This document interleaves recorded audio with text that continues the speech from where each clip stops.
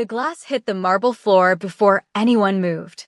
The sound cut through the low hum of the fundraiser like a blade, sharp, deliberate, impossible to ignore. Conversations paused. Heads turned.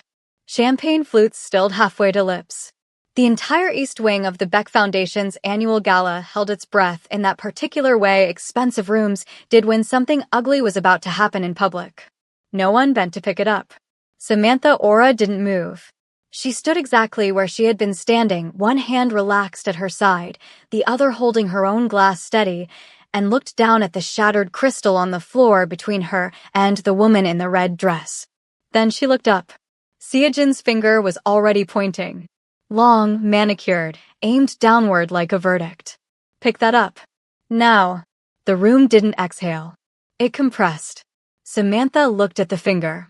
Looked at the glass.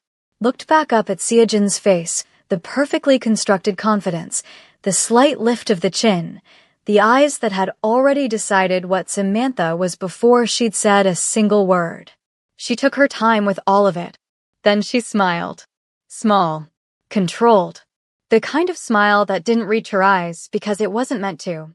I'm sorry. Her voice was even. Unhurried. Are you talking to me? Seojin's chin lifted higher. You heard me. I heard you. Samantha nodded slowly. I just want to make sure I understand exactly what's happening right now. Because you're pointing at a glass that you dropped a brief pause, precise as a scalpel and giving me instructions. And I want to be certain that's actually what's happening before I respond to it. Something flickered behind Seojin's eyes. Not embarrassment. Not yet. Just the first small recognition that this was not going the way she'd planned. Don't make this complicated, Seojin said. Her voice dropped, still loud enough for the nearest cluster of guests to hear, but pitched now to sound like she was being patient with someone slow. Just pick it up. Samantha tilted her head slightly. No. I don't think you understand who you're talking to. Excuse me. I think, Samantha continued, unhurried, that you walked over here with something in mind. And I think the glass was an accident, another pause, but the finger wasn't. And I think you're used to that working. She looked at Seojin steadily. It doesn't work on me. The red dress shifted. Seojin stepped forward, close enough now that it was no longer a conversation, but a confrontation, the kind designed to make the other person step back. Samantha didn't step back. She didn't move at all. She simply held her ground with the same stillness she held in an operating room when everything was going wrong and panic was the one thing she couldn't afford. Then the room changed. People moved before they realized they were moving. It wasn't a sound. It wasn't a word. It was a shift in pressure, the way a space reorganized itself around a presence that commanded it without asking.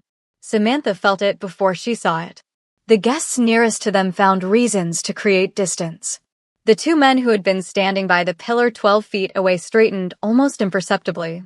Baek Ji-young moved through the room like he owned it. Because he did. He crossed the floor in a straight line, no detours, no acknowledgement of the dozens of people who turned as he passed. His eyes were fixed on one point. He stopped beside Samantha, not in front of her, not behind her, beside her, and looked at the glass on the floor. Then he looked at Seojin. The quiet that followed was not empty. It was full of something cold and absolute. How dare you, he said, speak to my woman like that. Seojin's face cracked. Just slightly. Just enough. Ji-young. Not here. His voice didn't rise. It didn't need to. Not ever again. If you want to see what happens next, what Baek Ji-young does to the woman who put his surgeon in danger, and how Samantha Aura handles a man who just claimed her in front of a room full of witnesses, stay right here. This story is just getting started. And subscribe if it's your first time. 6 weeks before the gala, Samantha Aura had not been thinking about anything except the man on the table in front of her. 2:13 a.m. Trauma Bay 3. The call had come in while she was finishing notes on a previous case, blunt force trauma, internal bleeding, critical. She was gloved before they wheeled him through the doors. She didn't look at his face. She looked at his chart, his vitals, the information that mattered. He was losing blood faster than they could replace it. The damage was specific, layered, the kind that came from violence that knew exactly what it was doing. She registered this the way she registered all clinical information, as data, not as a story. She would not know his story for weeks. In this moment, he was a patient, and she was a surgeon, and the only relevant fact was that he was still alive, and she intended to keep him that way. 3 hours and 14 minutes later, she walked out of the OR, pulled her mask down, and told the waiting resident that he was stable.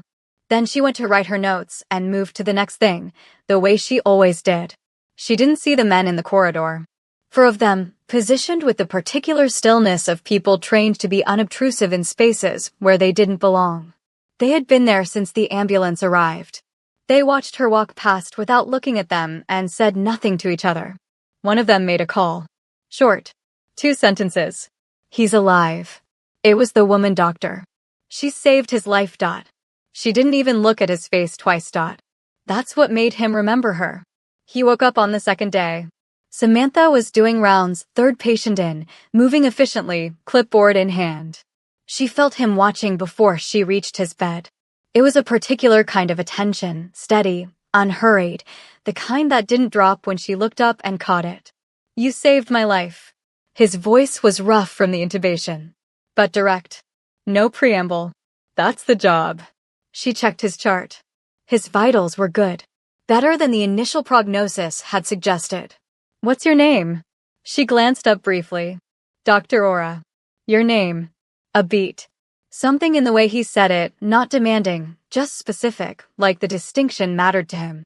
Samantha. She moved on to the next patient. He watched her go.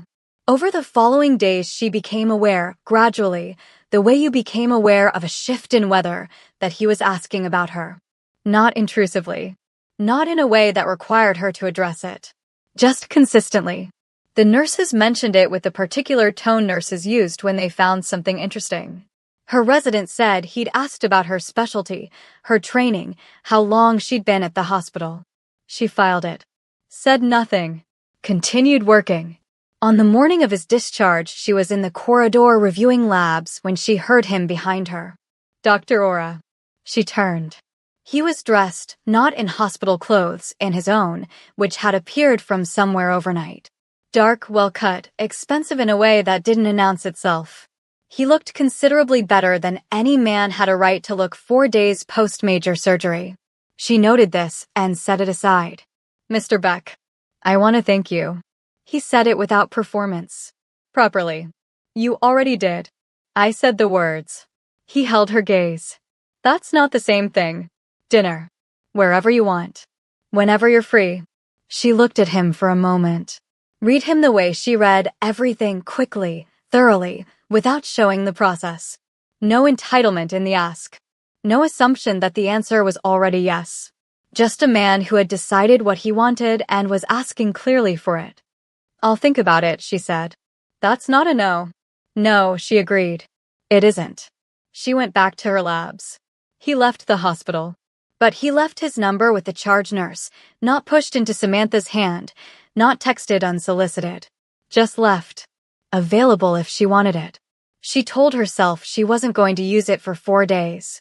On the 5th day, she sent a text that said only, Thursday works. You pick the place. He responded in under a minute. I'll send a car at 7. She almost told him she had her own car. Decided against it. Dinner was at a restaurant with no sign outside and a menu that arrived without prices. He was already there when she arrived seated, not waiting with the performance of someone who wanted credit for being early. Just there. He stood when she approached the table. She registered that too. The conversation surprised her. He asked more than he talked. About her residency, about why surgery specifically, about what it felt like to make a decision in seconds that other people would deliberate for days. He listened to her answers with the focused attention of someone who was actually processing what she said rather than waiting for his turn to speak. She found herself talking more than she'd intended. He told her less. Not evasively, just sparingly. Enough to give her something real without giving her the performance version. He ran a foundation. He had interests across several industries. His family was old soul money transplanted to the city a generation back. He didn't elaborate. She didn't push. What she noticed was that nothing he said felt rehearsed. And nothing about the evening felt like a transaction. She let him put her in the car at the end of the night. At her building, she turned before getting out. This was good. Yes, he said. I have Saturday morning free. There's a coffee place near the hospital. Nothing like this. She gestured vaguely at the restaurant they'd come from. Just coffee. He looked at her. Something in his expression settled, like a question he hadn't asked yet had just been answered anyway. I'll be there. Saturday coffee was her idea and her terms. 40 minutes, a corner table, a place where she knew the staff and felt like herself. He arrived in a car that he left parked around the corner, which she didn't know until later. He ordered black coffee and didn't comment on anything about the place. He was just present. Fully, quietly present. She was testing something. She didn't tell him that. By the time the 40 minutes were up, she had extended it to 2 hours without deciding to. He called 4 days after the coffee. Not texted. Called. There's an event next Friday, he said. A fundraiser. Important people, formal, my world. I'd like you to come. Your world, she repeated. Yes. She waited for more. He didn't offer it. Just let the invitation sit, complete as it was. What do I wear? Whatever you want. A pause. You'll be the most impressive person in the room regardless. She said nothing for a moment. Then, I'll see you Friday. She didn't overdress. That was a choice, deliberate, unbothered. She wore something clean and structured, deep green, nothing that performed wealth, but nothing that apologized for her either. She looked exactly like what she was, a woman who knew who she was and didn't require a room's approval to confirm it. 6 weeks later, she walked into a room that already belonged to him. She just didn't know it yet.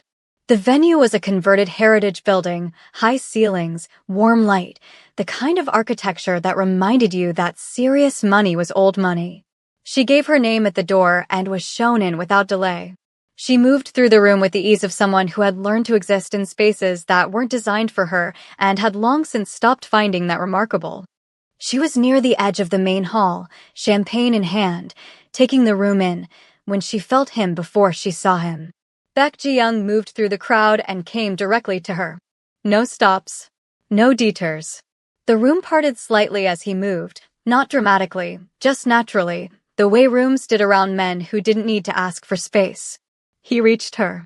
Looked at her for exactly 1 second before he spoke. You came. I said I would. Something moved at the corner of his mouth.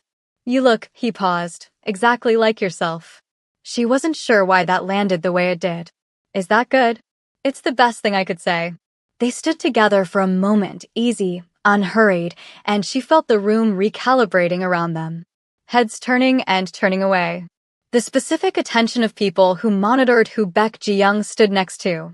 One set of eyes didn't turn away. Samantha didn't clock Seo-jin immediately. She clocked her eventually, red dress, the particular stillness of someone who has stopped pretending not to stare, and noted her without reacting. Ji-young was drawn into a conversation with 2 men who appeared at his elbow with the urgency of people who had been waiting for an opening. He excused himself briefly, a look at Samantha that said, I'll be right back, and she nodded and moved toward the edge of the room. Seo-jin crossed to her in under 30 seconds. Is this the upgrade? The smile was perfect. The eyes were not. A slow, deliberate look from Samantha's shoes to her face. Interesting choice. Even for him. Samantha looked at her. I'm sorry, do I know you? You don't. Seo-jin stepped closer. But I know him. Better than you do. Better than you will. That sounds like a personal problem, Samantha said pleasantly. The smile tightened. Seo-jin reached out. Whether to touch her arm or push past her was unclear, and Samantha shifted her weight without thought, the small automatic sidestep of someone who moved precisely and didn't telegraph it. Seo-jin's hand caught air. The momentum tilted her slightly. The champagne glass in her own hand swung and fell. The sound of it hitting the marble floor cut through everything. Every head nearby turned. Seo-jin looked down at the glass. Looked up at Samantha. And pointed. Pick up that glass. The rest, Samantha already knew. She had been in the room for it. She had stood her ground and kept her voice level and watched the woman in the red dress miscalculate her completely. She had felt the room shift before she saw him move. She had heard his voice cut through the silence with 4 words that rearranged something in her chest she hadn't expected. How dare you speak to my woman like that? And then, not here. Not ever again. Seojin's composure cracked. Just slightly. Just enough for everyone standing close enough to see it. Ji-young turned from her without another word and looked at Samantha. A question in it. She gave him the smallest nod. He offered his arm. She took it. They walked out together. The room watched. Seojin stood alone beside the broken glass. In the car, Samantha sat with her hands in her lap and looked out at the city moving past the windows. Quiet for a moment. The kind of quiet that followed something significant and didn't pretend otherwise. I'm sorry about that. His voice was lower in a small space. More present. She turned to look at him. You didn't do anything wrong. She had no right. She didn't. A pause. But I had it handled. He looked at her. That same expression from dinner, the one that arrived when something he'd suspected got confirmed. I know you did. The car moved through an intersection. Streetlights swept across the interior in slow intervals. Your woman, though. She raised an eyebrow. He didn't look away. Is that a problem? Samantha turned back to the window. Let the question sit. Let the city be loud in the silence between them. Ask me properly, she said, and we'll talk. He asked properly 3 days later. No grand gesture. No performance. He called her on a Tuesday evening while she was still in her office finishing post-op notes, and he said, I would like you to be with me. Officially. Completely. If you want that too. She put her pen down. Yes, she said. Simply. Without hesitation. The shift was quiet at first. They didn't announce themselves, he didn't post, she didn't perform. But he stopped concealing her. She appeared at his side at 2 smaller events over the following 2 weeks. His men, the ones who moved through his world with the particular efficiency of people who understood what loyalty actually meant, treated her with a specific kind of respect that had nothing to do with her relationship with their boss. She had saved him. In their world that carried its own weight, independent of everything else. Seojin noticed. She had been at the periphery since the gala, present in the way that wounded pride was always present, hovering just outside the edge of things. But now she started asking questions. Quietly. Through the kind of channels that people like her had access to, old contacts, social connections, the information networks that moved through certain circles like water through stone. What she found made her go still. Not a woman he'd picked up at an event. Not someone temporary and replaceable. A surgeon. Board certified, decorated, published in 3 journals, the woman who had kept Baek Ji-young's heart beating on a table at 2:47 a.m. 6 weeks ago. Seojin sat with this information for a long time. She reconstructed the timeline. The hospital. The recovery. The way he had looked at Samantha across that gala room before he'd even reached her. This woman was not temporary. She was woven into his story now in a way that Seojin had never been, not in the years she'd spent at his side, not in everything she'd done to hold that position. She decided Samantha's aura needed to be removed. Before Seojin could act, he found out she'd been asking around. He called her. She picked up on the second ring, which told him she'd been waiting for the call, which told him everything he needed to know about where her head was. Ji-young. Listen carefully. His voice was the same quiet it always was. The particular quiet that meant the conversation was already over and she was just catching up. We are done. We have been done for a long time. Whatever you are building in your head right now, stop. You are embarrassing yourself and you are testing something you do not want to test. A pause. Deliberate.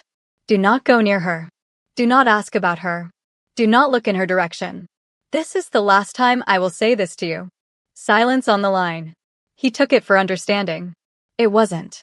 He took Samantha to meet his parents on a Sunday evening 3 weeks after they made things official. The house was not what she expected, not a compound, not a fortress. Just a large, warm home in a quiet part of the city, the kind of place that had been lived in for decades and showed it in the best way. His mother met them at the door. Small, sharp-eyed, the kind of woman who had made 1,000 assessments in her life and had gotten very good at it. Dinner was formal in structure and genuine in feeling. His mother asked real questions, not the polished social questions of someone performing interest, but the direct, specific questions of someone who actually wanted to know. About medicine, about what drew Samantha to surgery, about where she was from and where she'd trained and what she wanted. Samantha answered without performing. Straight, warm, completely herself. His father said less, watched more. Midway through the main course, he said something to Ji-young in Korean, briefly, without looking up from his plate. Ji-young didn't respond, but something in his posture shifted, the almost imperceptible relaxation of a man who had received the answer he wanted. At the door, as they were leaving, his mother held Samantha's hand in both of hers. She was small enough that she had to look up slightly to hold Samantha's eyes. Come back, she said. Not an invitation. A request. In the car on the way home, Samantha looked out the window at the dark city and felt something unfamiliar sitting in her chest. Something warm and slightly terrifying. She didn't name it. She let it sit. She was still smiling when she got to her front door. She didn't notice until she was already inside. 3 days later, she was driving home from a double shift. It was late past midnight, the roads quiet, the kind of tired that settled into your bones after 16 hours on your feet making decisions that mattered. She had the window cracked. The radio low. She was thinking about nothing in particular, which was rare enough that she noticed it. She noticed the cars at the same moment she noticed she was being boxed in. One ahead, one behind. Moving in coordination, slowing as she slowed, closing the gap with the particular patience of people who had done this before. Her hands tightened on the wheel. Her mind went still and fast the way it did in trauma situations, not calm exactly, but clarified. All noise removed. Just information and options. She assessed. 2 cars. At least 2 people per vehicle. The road ahead curved left in approximately 40 meters. The shoulder on the right was wider than standard construction access. She'd driven this route enough times to know it. She made her decision in under 3 seconds. She didn't slow down. She accelerated. The car ahead hadn't expected that. She was on its bumper before the driver could recalibrate close enough that pulling left meant contact, and the instinct to avoid contact bought her exactly the fraction of a second she needed. She swung right, hit the construction shoulder at speed, felt the car shudder over uneven ground, kept the wheel steady, and came back onto the road on the other side of the gap they'd left between the 2 vehicles. The car behind overshot. The car ahead braked too late. By the time either of them had turned around, she was 3 blocks gone. She pulled over 2 streets from her building, put the car in park, sat in the silence for a moment with her hands on the wheel, steady, and breathed. Then she picked up her phone and called him. He answered before the second ring. Samantha. I'm fine, she said first. I need to tell you something. He was on her street before she finished the call. She didn't ask how. She was beginning to understand that Baek Ji-young moved through the city on different terms than most people, that the infrastructure of his world was invisible until it wasn't, and then it was everywhere all at once. He pulled up beside her car and got out. Crossed to her door. Opened it, not urgently, but immediately, and looked at her. Took her hands. Checked them. Looked at her face. Her eyes. The way a person checked someone they couldn't afford to lose. When he was satisfied she was unhurt, he stepped back. His expression had not changed. That was the thing about him that she was still learning, that the stillness of his face was not the absence of feeling. It was the discipline of a man who had long ago learned that feelings were information, not instruction. He made one call. Short. 3 sentences in Korean. Then he put the phone away. Go inside, he said. I'll handle it. She looked at him. I know you will. A pause. But I handled it first. Something moved across his face then, that expression she'd seen at dinner, at the gala, in the car. The one that arrived when she confirmed something he'd already known. This time it stayed longer. Yes, he said quietly.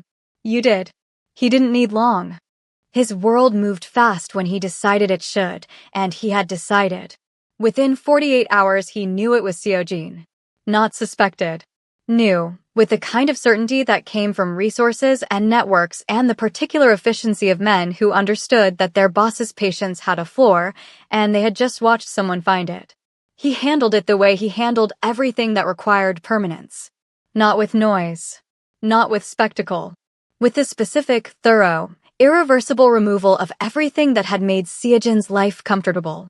The business connections that ran through his network severed.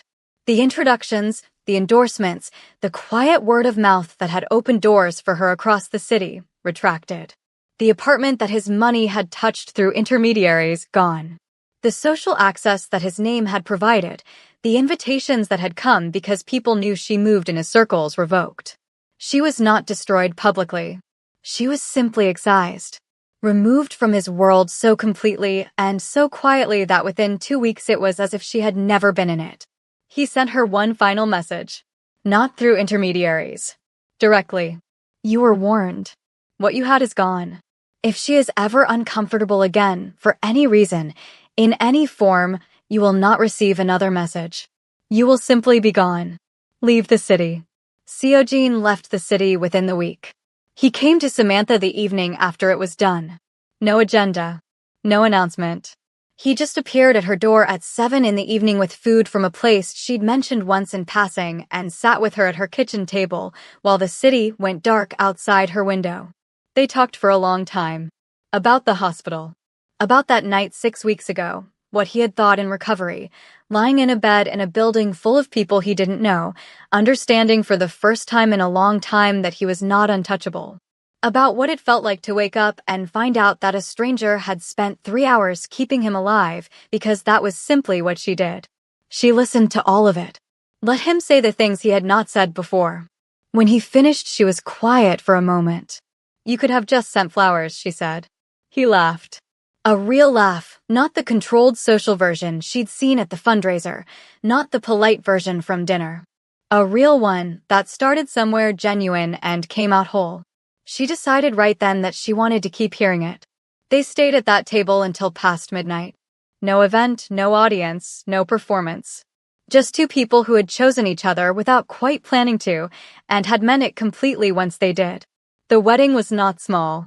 His world didn't do small, and by the time they reached the day neither of them wanted it to be. They wanted the people they loved in the room. They wanted it to feel like what it was: real, permanent, chosen. His mother cried before the ceremony started. His father sat beside her with his hand over hers and said nothing because nothing needed to be said. Her family filled the left side of the room with the particular warmth of people who had watched. Samantha Aura moved through the world on her own terms for years and were profoundly, quietly glad she had found someone who understood what that meant. She walked in wearing something that made the room go still. He was already at the altar. He watched her come down the aisle the same way he had crossed the floor of the gala, like nothing else in the space existed. Like the room was incidental and she was the only fixed point in it. When she reached him, he didn't say anything for a moment. Just looked at her.